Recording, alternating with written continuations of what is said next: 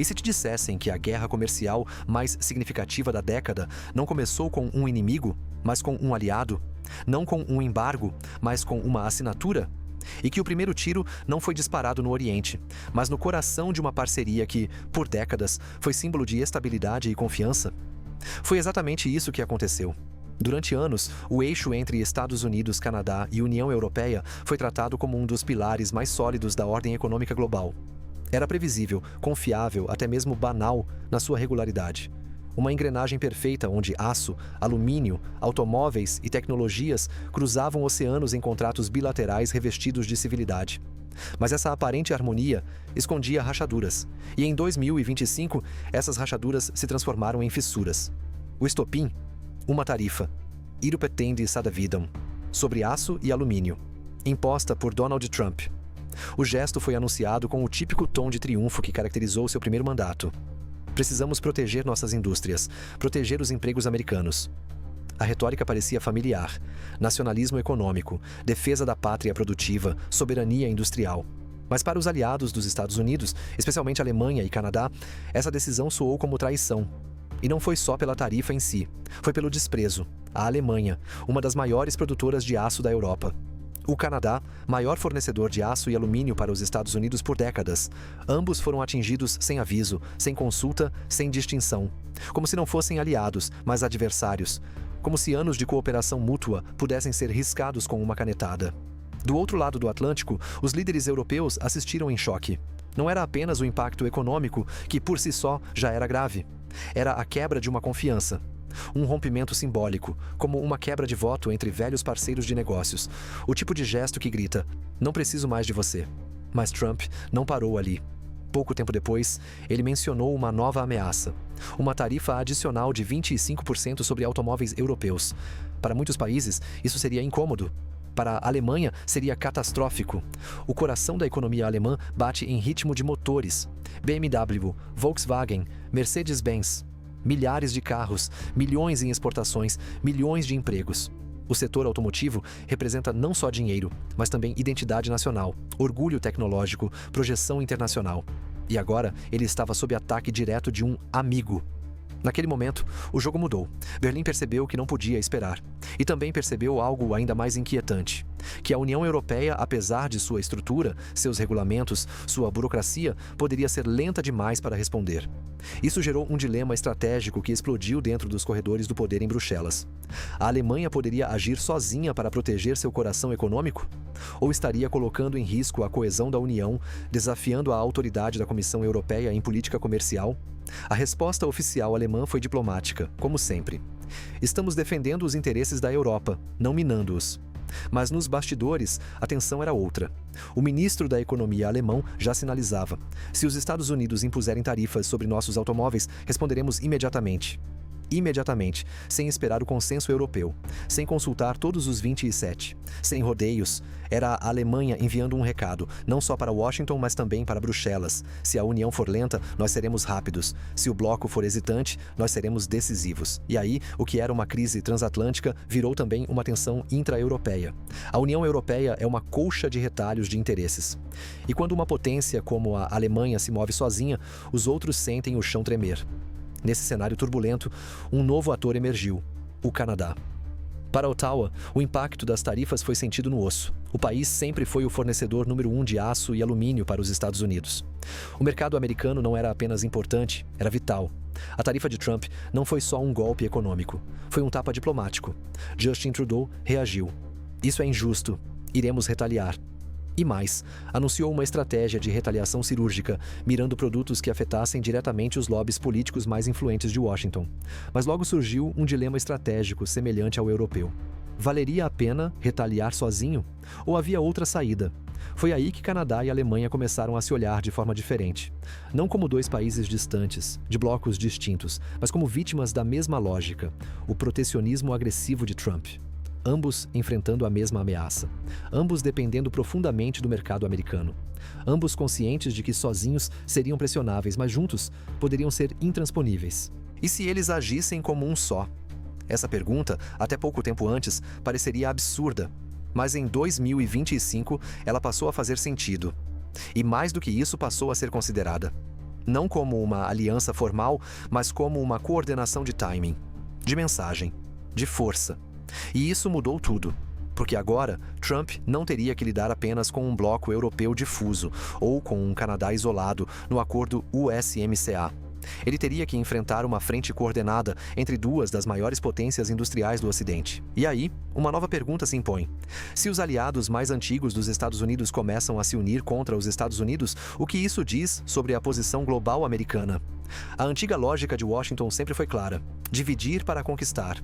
Negociar país a país, explorar vulnerabilidades, impor condições. Mas esse método começava a falhar. Porque agora, os aliados não estavam mais aceitando serem tratados como subordinados. Eles estavam se organizando, se olhando nos olhos, se reconhecendo em suas feridas. E isso, para a Casa Branca, era inédito. Foi nesse ponto que a guerra comercial deixou de ser um conflito técnico. Ela se tornou um símbolo de algo muito maior. O colapso de uma ordem baseada na confiança. A confiança de que os aliados seriam respeitados, de que o comércio seria estável, de que os acordos seriam honrados. Essa confiança, construída ao longo de décadas, estava se desmanchando diante dos olhos do mundo. E o barulho do aço sendo taxado ecoava como o som de um pacto sendo rompido. Espera aí, rapidinho. Você realmente acha que sabe quem manda no mundo? Porque o que você vê na TV é só a ponta do iceberg. Eu tô falando de segredos, decisões de guerra, influência global. Tudo que ninguém tem coragem de mostrar. Eu juntei tudo em uma coleção de e-books pesados, biografias não autorizadas. Coisa de bastidor mesmo, leitura sem filtro, proibidas em plataformas digitais. Se você pensa por conta própria, esse conteúdo é para você. Clique no link do comentário fixado e veja agora antes que tirem do ar. Porque sim, isso incomoda a gente grande. Imagine acordar em Munique e, ao sair de casa para levar seus filhos à escola, dar de cara com uma fila incomum de carros parados em frente à concessionária da BMW. Mas não são clientes, são funcionários, técnicos, engenheiros, gerentes de vendas, todos esperando por uma reunião de emergência. O aviso chegou minutos antes. Cortes inevitáveis. A produção será reduzida. O mercado americano travou. E o motivo? Uma tarifa. Agora, imagine que essa cena não é apenas local, está se repetindo em Stuttgart, Wolfsburg, Leipzig. Em cada cidade alemã onde o setor automotivo pulsa como motor da economia nacional. E tudo isso por causa de uma decisão tomada a mais de 6.000 quilômetros dali, no Salão Oval da Casa Branca. Quando Donald Trump anunciou a possibilidade de impor uma tarifa de 25% sobre carros importados da Europa, ele não lançou apenas uma política econômica. Ele lançou uma ameaça existencial.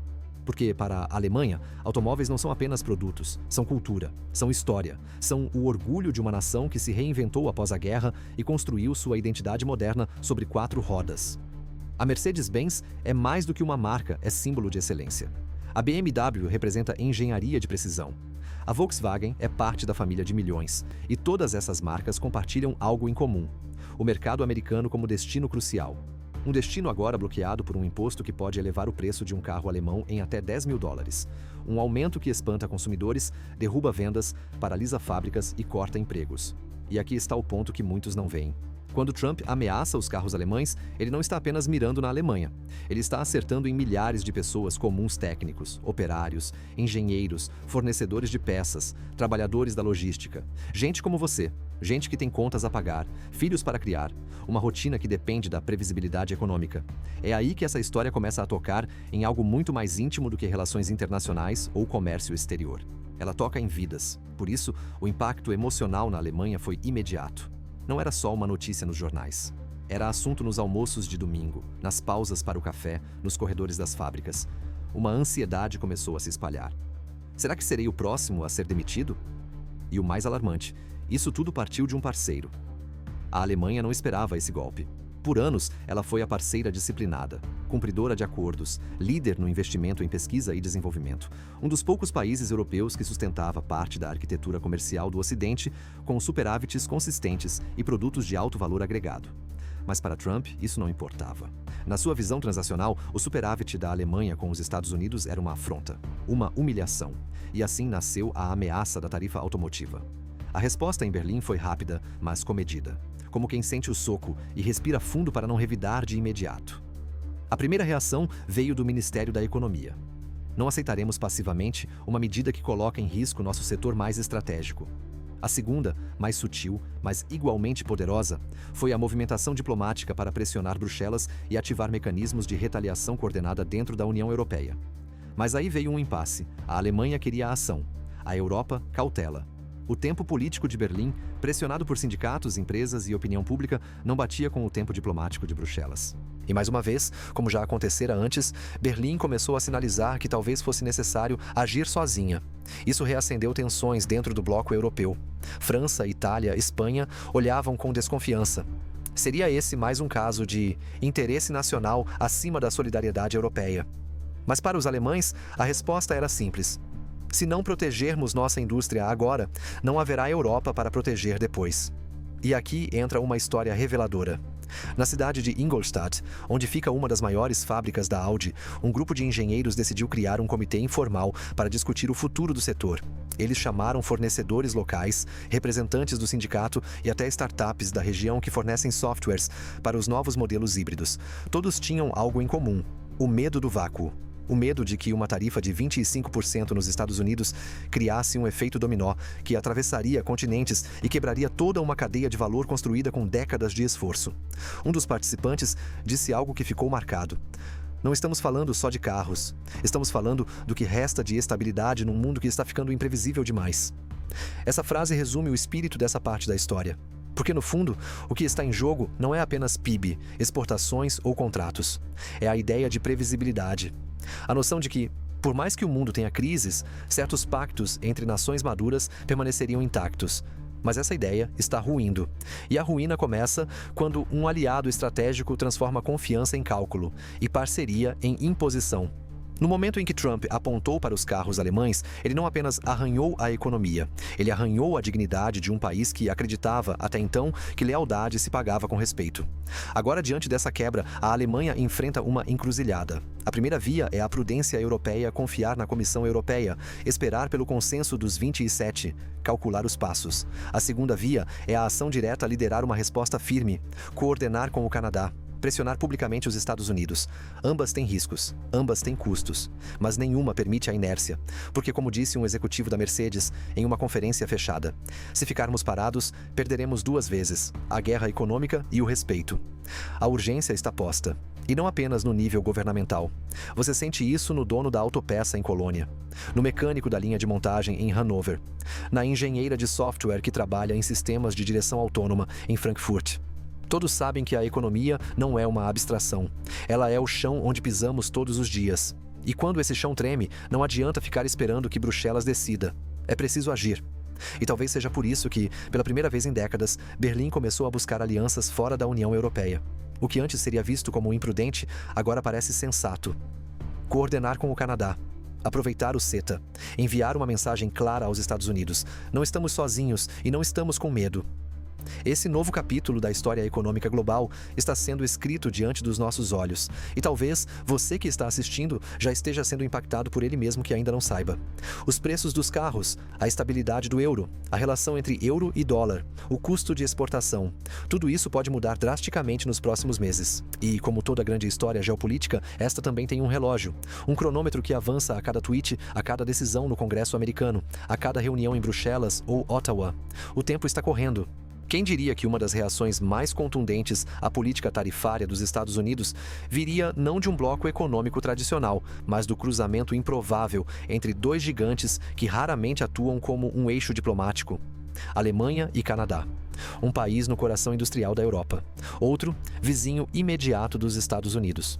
Mas em 2025, esses dois nomes passaram a ser citados na mesma frase e pela primeira vez, como protagonistas de uma contraofensiva conjunta. Pode parecer estranho à primeira vista. Afinal, o que teriam em comum um país com 83 milhões de habitantes e outro com apenas 40? Um membro central da União Europeia e outro inserido até o pescoço nos acordos norte-americanos? Um que opera em euros, outro em dólares canadenses? Mas a resposta não está nos números, está na dor comum. Ambos foram alvos das tarifas americanas. Ambos dependem, em proporções diferentes, do mercado dos Estados Unidos para manter suas cadeias industriais girando. Ambos têm setores automotivos profundamente conectados ao consumo americano. E ambos perceberam que, isolados, seriam pressionados, mas juntos poderiam se tornar uma força difícil de ignorar. Essa é a gênese da parceria. Não nasceu da ideologia, nasceu da necessidade. E foi essa necessidade que rompeu décadas de convenções diplomáticas. A Alemanha, tradicionalmente fiel ao processo decisório da União Europeia, passou a explorar a possibilidade de coordenação direta com Ottawa. Usou como ponte o CETA, o Acordo de Livre Comércio, assinado entre o Canadá e a União Europeia. Mas desta vez, o uso era estratégico. Se Trump impõe tarifas em blocos, vamos retaliar em bloco. Se ele mira a indústria automobilística, vamos mirar seus exportadores politicamente sensíveis. Se ele isola aliados para negociar separadamente, vamos nos unir para romper o isolamento. Mas a movimentação alemã provocou surpresa em Bruxelas. Como assim Berlim está discutindo medidas comerciais paralelas com o Canadá? Isso não enfraquece a coesão da União? Estariam os alemães tentando escapar do consenso europeu de novo? As perguntas explodiram nas entrelinhas dos relatórios diplomáticos. A resposta alemã foi afiada. Não estamos escapando da União. Estamos ampliando sua voz. E, de fato, havia lógica no argumento. A lentidão dos processos europeus, o excesso de camadas de consenso e a burocracia muitas vezes engessavam a ação estratégica. Mas os mercados não esperam. E as fábricas não funcionam com discursos, elas precisam de clareza, de ação, de segurança. E o Canadá? Ottawa, diferente de Berlim, nunca precisou pedir permissão a ninguém para agir. Mas também nunca foi de buscar protagonismo confrontacional. Sua diplomacia é tradicionalmente pacífica, pragmática, quase contida. Só que as tarifas de Trump mudaram o tom. Justin Trudeau, acuado por setores industriais e sindicais, resolveu reagir com firmeza e correr o risco de escalar o conflito. E para isso, encontrou em Berlim não apenas um interlocutor, mas um espelho. O que se seguiu foi surpreendente até mesmo para analistas veteranos. Encontros discretos entre diplomatas canadenses e alemães, reuniões paralelas durante conferências multilaterais, troca de notas técnicas sobre impactos tarifários e a construção de um plano de resposta coordenada. Aqui vale uma pausa. Quando foi a última vez que você viu Canadá e Alemanha unindo forças em um fronte comercial? Esse tipo de alinhamento entre países tão distintos não é comum, mas quando acontece, sinaliza algo maior. Um rearranjo nas placas tectônicas da ordem global. Porque mais do que reagir, Alemanha e Canadá estavam sinalizando: nós não vamos aceitar esse novo normal imposto por Washington. Nós não vamos ser forçados a aceitar tarifas disfarçadas de patriotismo econômico. Nós, mesmo sendo aliados históricos dos Estados Unidos, não vamos mais abaixar a cabeça. Essa postura é o que começou a chamar a atenção de outros países. Na França, um conselheiro econômico confidenciou: se eles conseguirem resistir, abrirão uma nova rota de ação que o resto da Europa poderá seguir. Na Coreia do Sul, um diplomata comentou: o modelo de parceria flexível e bilateral de Berlim e Ottawa pode ser a chave para sobreviver à tempestade trumpista. E nos Estados Unidos? A resposta foi mista. Alguns setores do governo minimizaram. Alemanha e Canadá estão apenas blefando. Outros, mais preocupados, começaram a alertar para o efeito político doméstico, porque uma resposta coordenada que atingisse produtos agrícolas americanos, como o trigo canadense ou o maquinário exportado da Pensilvânia para a Alemanha, poderia afetar diretamente eleitores em estados-chave. Foi aí que um assessor próximo de Trump teria dito, em reunião fechada: eles estão jogando como nós, só que juntos. E essa frase diz muito. Porque o grande trunfo da estratégia americana sempre foi a fragmentação dos adversários. Convencer cada país de que, ao negociar separadamente, poderia conseguir mais. Com Alemanha e Canadá unindo forças, essa estratégia se desintegra. Trump teria que lidar, ao mesmo tempo, com a maior economia da Europa e o parceiro mais estável do continente americano. E isso, francamente, ele não esperava. Essa quebra de padrão é o que marca um ponto de virada. Porque mais do que tarifas, essa história é sobre poder, sobre quem dita as regras, sobre quem se submete e sobre quem está disposto a dizer não. E aqui, uma pergunta incômoda começa a surgir. Será que outros países também vão começar a se alinhar contra os Estados Unidos? Será que essa parceria Berlim-Ottawa é o início de algo maior, um novo bloco de resistência econômica contra o protecionismo? Ainda é cedo para dizer. Mas o que já está claro é que essa aliança inesperada está mexendo com o tabuleiro global. Porque os Estados Unidos sempre foram vistos como o centro gravitacional da política comercial ocidental. Mas agora, quem está tomando a iniciativa? Quem está ditando os termos da conversa? Quem está dizendo, juntos somos mais fortes? O mundo está observando, os mercados estão atentos, e os próximos passos dessa parceria serão decisivos. Se você chegou até aqui, é porque percebeu que esta não é apenas uma disputa por taxas ou tratados, é uma história viva, que está moldando o cenário global enquanto falamos. Se inscreva agora no canal, ative o sino das notificações e curta este vídeo. Esse é o tipo de conteúdo que vai muito além da superfície e você merece acompanhar tudo em primeira mão. Esquece a superfície que te mostram em noticiários vazios. Quem manda no mundo de verdade não aparece na TV. Eu juntei os bastidores em e-books que ninguém tem coragem de publicar. Biografias proibidas, verdades nuas. Se você não é manipulado, esse conteúdo é seu. Tá no comentário fixado. Corre antes que censurem o conteúdo. E se a verdadeira ruptura não começasse com quem esperávamos? E se, no meio da guerra comercial com os Estados Unidos, o primeiro racha real surgisse dentro da própria União Europeia? Foi exatamente isso que começou a acontecer. Enquanto os olhos do mundo se voltavam para a retaliação coordenada entre Alemanha e Canadá contra as tarifas impostas por Donald Trump, um outro embate começava a se desenrolar nos corredores de Bruxelas. E não era entre rivais. Era entre parceiros, entre países que, na teoria, deviam marchar juntos, mas que, na prática, estavam prestes a mostrar o quão frágil pode ser a unidade quando os interesses nacionais batem mais forte que os compromissos multilaterais. Porque se a aliança entre Berlim e Ottawa era surpreendente, o que aconteceu logo depois foi ainda mais. A Alemanha, ao sinalizar que estava pronta para agir diretamente com o Canadá, inclusive fora do ritmo e da tutela da Comissão Europeia, disparou um alarme. Uma mensagem sutil, porém potente. Se for necessário, nós responderemos sozinhos. E isso caiu como uma bomba diplomática em Bruxelas.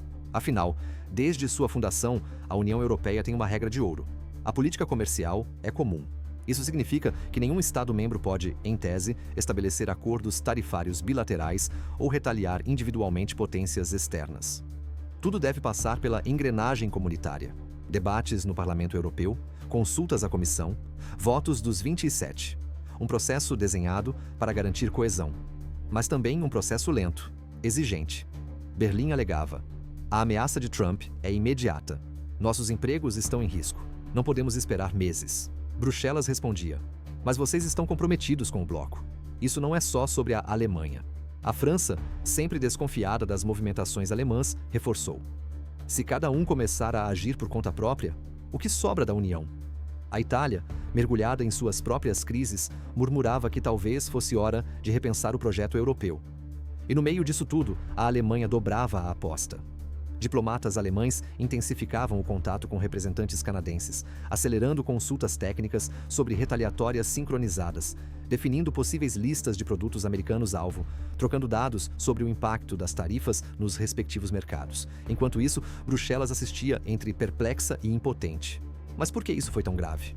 Porque o que estava em jogo não era apenas o comércio com os Estados Unidos, era a própria integridade da política externa da União Europeia. Se a Alemanha, motor econômico do bloco, age unilateralmente numa crise comercial global, o que impede outros de fazerem o mesmo? Se Berlim pode tratar diretamente com Ottawa, o que impediria Paris de fazer o mesmo com Pequim? Ou Roma com Moscou?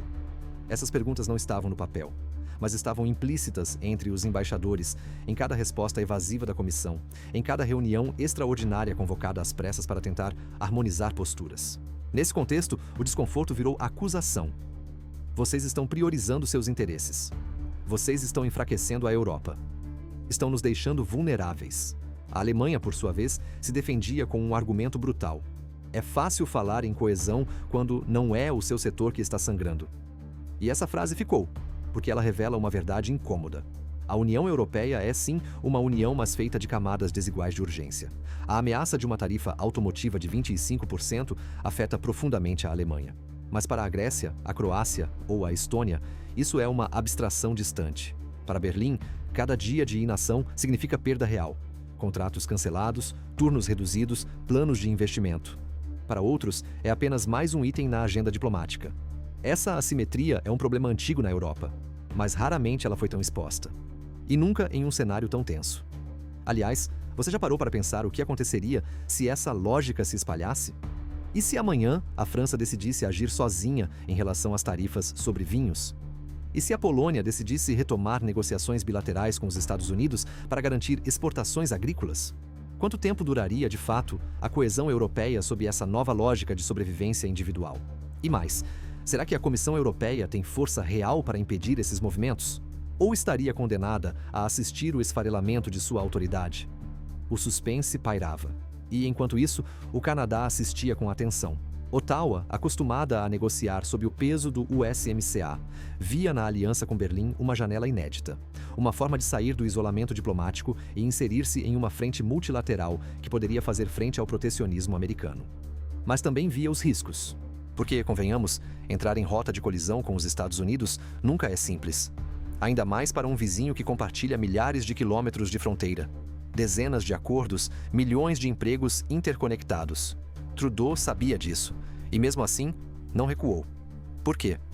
Porque, como ele declarou em uma conferência recente, os aliados precisam ser tratados como aliados, não como escudos de tarifas domésticas. A frase foi recebida com aplausos, mas também com alertas. Washington não gosta de frases de efeito, e gosta menos ainda de resistência. Nesse cenário, a posição de Berlim se tornava cada vez mais simbólica. Não era mais apenas sobre carros, tarifas ou aço. Era sobre a coragem de desafiar o status quo, sobre a disposição de dizer que os tratados, os blocos, as alianças, tudo isso só vale se proteger aquilo que importa: as pessoas. Porque, no fim das contas, o que está em risco não são apenas as exportações. São as famílias que dependem delas, os engenheiros que projetam os carros, os trabalhadores das linhas de montagem, os donos de pequenos negócios ligados à cadeia industrial, as cidades cujo sustento gira em torno de uma fábrica. E aqui, um microconflito explode. Qual vale mais a lealdade a um projeto político ou a proteção imediata de quem está sob ameaça? Berlim escolheu. E essa escolha abriu uma fenda na retórica da coesão europeia. E você, se estivesse no lugar da Alemanha, esperaria pela autorização? Ou defenderia sua economia com quem estivesse disposto a agir? Porque, a cada passo que a Alemanha dá com o Canadá, mais países percebem: a era da passividade acabou. E talvez o que esteja nascendo aqui não seja apenas uma resposta à crise atual, mas um novo paradigma de atuação internacional. Nem toda guerra começa com tiros. Algumas começam com tarifas. Foi assim que Donald Trump redesenhou a lógica de confronto entre aliados. E foi assim que Alemanha e Canadá, dois dos parceiros comerciais mais antigos dos Estados Unidos, se viram jogados para fora do círculo de confiança, reposicionados como obstáculos ao America First e forçados a considerar um movimento que até pouco tempo atrás parecia impensável: a formação de uma aliança informal para retaliar Washington. Mas antes de chegar à contraofensiva, é preciso entender a tática, porque Trump não joga xadrez internacional com regras estáticas. Ele prefere o pôquer, blefa, dobra apostas, lê fragilidades emocionais e, acima de tudo, aposta na divisão. A base de sua estratégia comercial tem um princípio quase infantil, mas brutalmente eficaz: dividir para negociar, 1 a 1, nunca em bloco. Separar Alemanha da França, Itália da Espanha, Canadá da União Europeia. E, quando possível, até parceiros internos entre si. Esse método funcionou muitas vezes, mas em 2025 começou a falhar, e falhou espetacularmente com dois países que tinham tudo para manter a discrição: Alemanha e Canadá. Durante a primeira rodada de tarifas sobre aço e alumínio, Trump aplicou 25% sobre o produto estrangeiro sob a justificativa de segurança nacional. A frase parece genérica, mas carrega implicações jurídicas que permitem ao presidente impor tarifas unilaterais, mesmo contra aliados. Para a Alemanha, isso atingiu 43% de sua exportação de aço para os Estados Unidos. Para o Canadá, que até então era o maior fornecedor de aço e alumínio para os americanos, a queda foi ainda mais dura: redução de 31% no volume exportado em apenas 4 meses. Na cidade canadense de Hamilton, Ontário, conhecida como a capital do aço, fábricas começaram a cortar turnos. Uma delas, com mais de 100 anos de operação, suspendeu contratações e colocou em layoff 600 funcionários. Do outro lado do Atlântico, em Salzgitter, na Baixa Saxônia, um grupo de metalúrgicos que fornecia para as montadoras de Munique começou a receber encomendas 40% menores. As estatísticas se tornaram histórias. As histórias viraram revolta. E a revolta diplomacia. Mas Trump acreditava que, mesmo com a insatisfação, ele conseguiria tratar cada país individualmente. Que a Alemanha cederia para proteger seu setor automotivo. Que o Canadá cederia por medo de arruinar o USMCA, antigo NAFTA. O que ele não esperava é que os dois se reconhecessem como vítimas da mesma tática e começassem a se mover como aliados estratégicos. E isso aconteceu rápido. Em fóruns discretos, em reuniões paralelas durante conferências de comércio, em telefonemas entre ministros da economia, fora dos holofotes. A ideia: se Trump quer jogar duro, nós jogamos juntos. E aqui o jogo mudou. Em vez de se defenderem, Alemanha e Canadá começaram a arquitetar uma resposta coordenada que teria impacto direto em pontos politicamente sensíveis dentro dos Estados Unidos. Produtos como milho do Iowa, onde Trump tem base eleitoral consolidada. O uísque do Kentucky, berço de Mitch McConnell e símbolo do orgulho sulista. Motocicletas da Harley-Davidson, que empregam milhares em Wisconsin, estado pêndulo crucial para 2024. Tratores John Deere, exportados para a Europa, mas dependentes de rotas comerciais estáveis. A lógica? Não retaliar por retaliar. Retaliar com precisão cirúrgica. Não se trata apenas de aumentar impostos. Trata-se de mandar um recado. Se vocês nos ferem com tarifas, ferimos sua base eleitoral. Essa contraofensiva foi recebida com inquietação no Departamento de Comércio americano. Não pela força em si, mas pela união. A união é o que desarma a tática de Trump. Se os aliados agem juntos, ele perde o controle da narrativa. Perde a vantagem de isolar e negociar. E o mais importante, começa a enfrentar resistência de dentro do próprio país. Porque empresários americanos, antes alinhados ao governo, começaram a pressionar. A Associação Nacional de Fabricantes, NAM, emitiu um alerta. A escalada tarifária pode custar até 2 milhões de empregos nos próximos 2 anos. O alerta foi endossado pela US Chamber of Commerce, a maior organização empresarial do país. Em suas palavras, estamos enfrentando a possibilidade de uma guerra comercial com nossos principais compradores. Isso não é estratégia, isso é autossabotagem. Em junho de 2025, em um jantar fechado em Mar-a-Lago, Trump recebe um grupo de CEOs do setor automotivo. A conversa gira em torno da necessidade de proteger empregos americanos. Um executivo da General Motors pergunta sem rodeios: "E quando nossos carros deixarem de ser comprados na Europa? Vamos proteger quem?"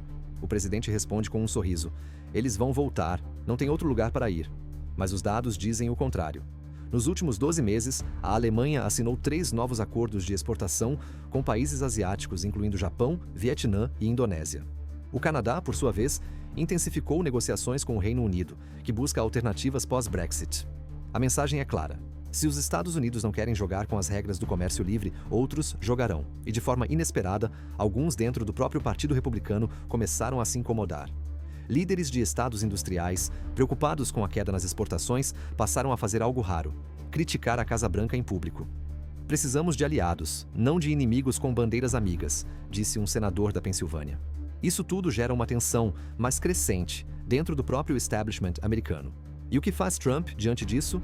Dobra a aposta. Em julho, sinaliza que poderá impor tarifas adicionais sobre produtos farmacêuticos europeus. Em agosto, ameaça revisar as regras de isenção para universidades estrangeiras com campi nos Estados Unidos.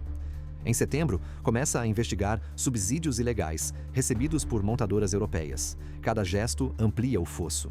Cada gesto reforça a percepção de que os Estados Unidos não estão mais tentando negociar, estão tentando forçar a rendição. Mas a pergunta se inverte: e se a rendição não vier? E se a resposta for mais união, mais aliança, mais resistência coordenada? É isso que a aliança entre Alemanha e Canadá representa agora. Não apenas um protesto, não apenas uma resposta comercial, mas um modelo alternativo. Uma forma de agir onde diplomacia, estratégia e pragmatismo substituem submissão, onde se diz não ao protecionismo, onde se recusa a lógica da chantagem, onde se ousa algo raro na política externa, a coragem de bater de frente com quem sempre ditou as regras. E esse modelo, para surpresa de muitos, começa a ser observado por outros países. A Austrália, a Coreia do Sul, a Noruega e até o México, todos com queixas contra as tarifas americanas, agora observam o que Berlim e Ottawa vão fazer. Se der certo, não será apenas uma vitória. Será o início de uma coalizão global contra o isolacionismo. Mas tudo depende dos próximos movimentos. E é por isso que agora, mais do que nunca, cada reunião entre alemães e canadenses, cada declaração pública, tudo carrega um peso desproporcional. O mundo está assistindo. E nós também. Se o impensável acontecesse, e se diante da pressão externa e do colapso interno, os Estados Unidos descobrissem que já não são mais o centro inquestionável da engrenagem global. Durante décadas, a diplomacia americana partiu de um princípio: o mundo precisa de nós mais do que nós precisamos do mundo. Era uma frase nunca dita em voz alta, mas sempre presente nos gestos, nas mesas de negociação, nas sanções seletivas, nos acordos comerciais assimétricos. Mas 2025 foi o ano em que esse paradigma começou a se desfazer. E o que acelerou esse colapso não foi um inimigo tradicional. Não foi a China, nem a Rússia, nem um novo bloco emergente. Foi a junção improvável de 2 aliados, Alemanha e Canadá, que decidiram fazer algo raro na política internacional: dizer não. Logo após os primeiros sinais públicos de coordenação entre Berlim e Ottawa, o presidente Trump convocou uma coletiva de imprensa às pressas. Em tom cortante, declarou: Não permitiremos que países que se beneficiaram por décadas da generosidade americana agora venham ditar as regras do comércio global. Se a Alemanha e o Canadá quiserem confronto, terão confronto. A frase caiu como um raio. Mas o eco foi diferente do esperado. Em vez de medo, gerou resistência. A retaliação americana veio em 3 frentes. Primeira, a retórica. Trump usou suas plataformas, principalmente sua rede Truth Social, e eventos transmitidos ao vivo para atacar abertamente os governos de Trudeau e Scholz. Acusou o Canadá de deslealdade histórica e a Alemanha de subversão europeia disfarçada de cooperação. Chegou a insinuar que Berlim estaria se aproximando da China por trás das cortinas, uma narrativa perigosa, mas eficaz para alimentar sua base. Segunda, as tarifas. A Casa Branca anunciou, em tempo recorde, a implementação de novas taxas de importação sobre veículos elétricos europeus e produtos farmacêuticos canadenses. Entre eles, nomes simbólicos: o BMW i4, exportado da Baviera diretamente para o mercado de luxo da Califórnia, e o medicamento Remdesivir, produzido em Quebec e amplamente utilizado em hospitais americanos. A mensagem era clara: vamos bater onde dói no orgulho industrial e na saúde pública. Terceira, as ameaças veladas. Trump mobilizou seu Departamento de Estado para sinalizar que poderia reavaliar bases militares americanas em solo alemão, uma cartada arriscada, mas política.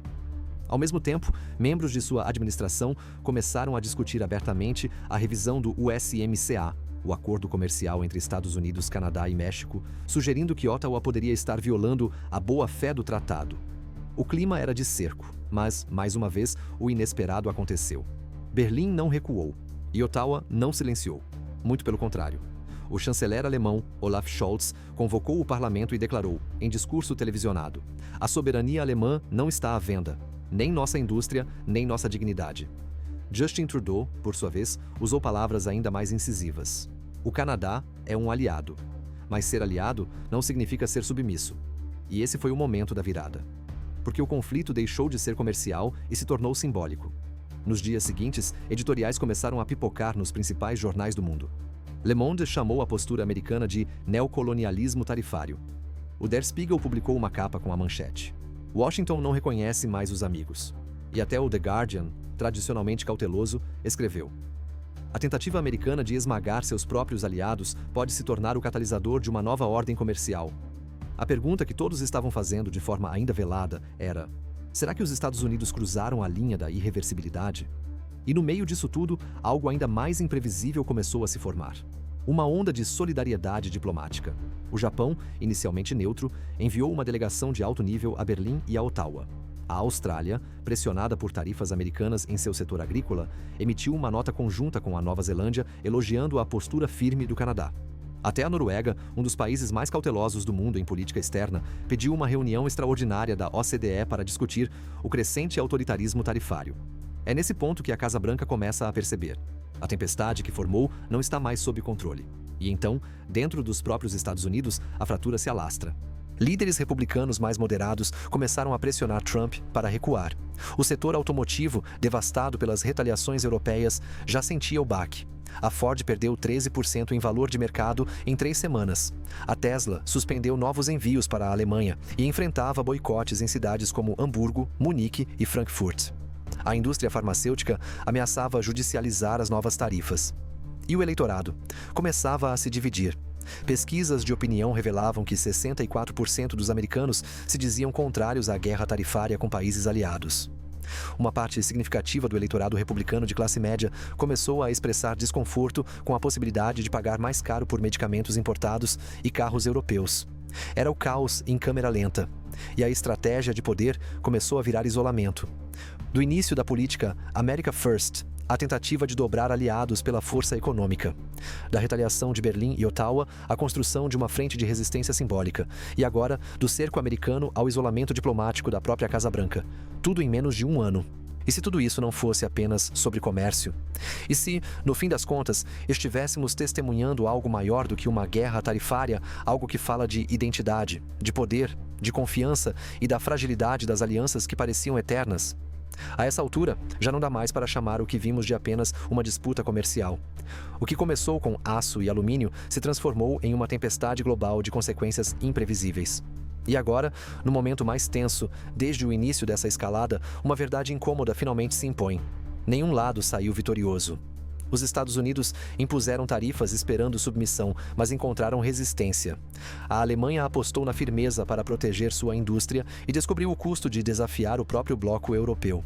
O Canadá se posicionou com coragem, mas também sentiu o peso de provocar o gigante vizinho. Depois das retaliações, das ameaças e da quebra de protocolos diplomáticos, os impactos começaram a se acumular. Na Alemanha, o setor automotivo registrou a maior retração desde a crise de 2008. A produção caiu 12% em relação ao mesmo período do ano anterior. Empresas como Volkswagen e Mercedes anunciaram congelamento de investimentos e reestruturações. Na Baviera, mais de 20 mil empregos estavam sob risco direto. No Canadá, as tarifas sobre produtos farmacêuticos e insumos industriais obrigaram o governo a subsidiar setores críticos para evitar demissões em massa. A tensão no parlamento aumentou. Pesquisas mostravam que, embora Trudeau tivesse apoio internacional, sua popularidade interna havia caído 8 pontos percentuais. Nos Estados Unidos, a economia mostrou resiliência por fora, mas começou a rachar por dentro. Os preços de carros importados subiram. Medicamentos encareceram. E mais de 100 grandes empresas exportadoras americanas pediram formalmente à Casa Branca que revisasse as tarifas. Um relatório do Federal Reserve estimou que a guerra comercial em curso já havia custado 3,5% do PIB em perdas acumuladas o suficiente para colocar em risco a recuperação econômica pré-eleitoral. A União Europeia começou a repensar sua estrutura decisória, após a Alemanha desafiar frontalmente Bruxelas com sua aproximação unilateral ao Canadá. O USMCA entrou em fase de revisão, com o México defendendo abertamente a criação de cláusulas de proteção contra medidas unilaterais dos Estados Unidos. E então, diante desse cenário de desgaste, uma reunião se formou. Foi em Genebra, terreno neutro, ar suíço, salas frias com tradutores atentos e café servido com precisão matemática.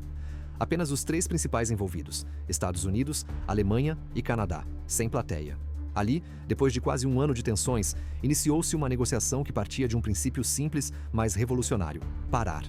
Parar para respirar. Parar para ouvir. Parar para tentar reconstruir não a antiga ordem, mas algo novo. Algo possível. E o que saiu dessa reunião? Um acordo provisório. Os Estados Unidos suspenderiam as tarifas sobre automóveis alemães por um período de 18 meses.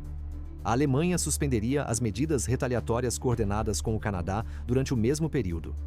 O Canadá teria suas tarifas farmacêuticas gradualmente eliminadas, com revisões trimestrais. Um comitê trilateral de acompanhamento seria criado, com mediação da OCDE.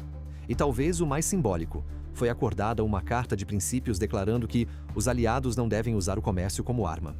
Essa carta, embora sem força legal, se tornou um documento histórico, porque ela reconhecia algo que ninguém havia dito com todas as letras. A crise foi real. A confiança foi rompida. E é preciso mais do que acordos para reconstruí-la. E aqui chegamos à pergunta que muitos se fizeram desde o início dessa história. Valeu a pena? Do ponto de vista econômico, talvez não. Os danos foram grandes, o desgaste profundo. Mas do ponto de vista simbólico, algo mudou para sempre. A Alemanha mostrou que não está mais disposta a ceder sua soberania econômica em nome de uma lealdade automática. O Canadá provou que sua gentileza diplomática não é sinônimo de passividade. E os Estados Unidos, ainda que relutantes, foram forçados a encarar a realidade de que sua liderança não é mais incontestável. E isso nos leva à lição maior de tudo isso. O mundo mudou. E com ele, mudou também a natureza das alianças. Não basta mais estar no mesmo bloco. Não basta mais assinar os mesmos acordos. Não basta mais falar em valores compartilhados. Se na prática, o que se compartilha é o custo das decisões unilaterais de um só. O comércio internacional já não é mais sobre trocas previsíveis, é sobre equilíbrio de poder. E a diplomacia do século XXI exige uma nova gramática. Menos imposição, mais escuta. Menos chantagem, mais construção. Ninguém venceu essa guerra comercial, mas talvez ao final todos tenham aprendido. Aprendido que amigos também têm limites, que alianças exigem reciprocidade e que a força, por si só, nunca será suficiente para sustentar um mundo interdependente. Se você acompanhou essa série até aqui, agradeço profundamente. Se esse conteúdo te provocou, te esclareceu ou te fez pensar diferente, curta este vídeo, inscreva-se no canal e ative o sino das notificações. E mais, compartilhe nos comentários sua visão sobre essa crise. Qual lado te pareceu mais justo? O que você acha que deveria ter sido feito diferente? Você acredita que alianças como essa entre Alemanha e Canadá são o futuro? Sua voz importa, e queremos continuar essa conversa com você. Nos vemos no próximo vídeo. Agora que esse documentário chegou ao fim, isso é para você. Segura aí, só um segundo. Você deve conferir o que preparamos em primeira mão para você. Eu tô falando de decisões escondidas, guerras silenciosas, acordos que moldam o planeta e que ninguém ousa revelar. Eu reuni tudo numa coleção de e-books intensos. Biografias proibidas, histórias que não passam nem perto das plataformas comuns. Bastidores reais, leitura crua, sem cortes. Se você questiona, se você não segue a manada, esse material foi feito para você. Corre no link do comentário fixado. Vê agora, antes que sumam com isso do mapa.